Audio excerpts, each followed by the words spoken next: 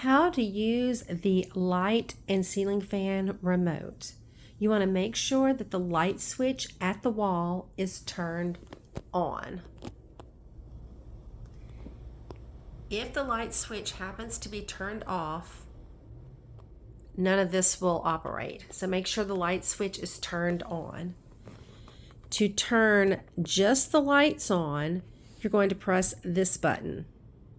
This button right here turns the beeper off. So if you're hearing the beeps, then it's turned on.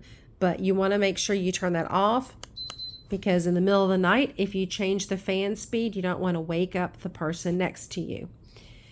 This turns everything on and off. Most of the time, I do not use these buttons at all. I use this button right here, but this turns the light and the fan off. So these are the different fan speeds, and they are quite high. 6 is quite high. So if you are really warm-natured, you can turn this on 6 and you'll be comfortable all night long, or freeze yourself out. This turns just the fan off. This changes the fan speed. So right now we're forward because it's cold. In the winter, we'll put it on reverse.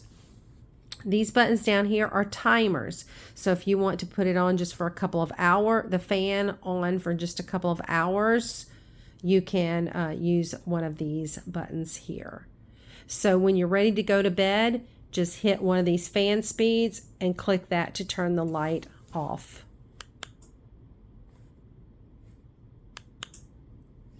It's a quite simple remote, but if you really don't know what all these things do, it can look quite intimidating. So I hope this helped you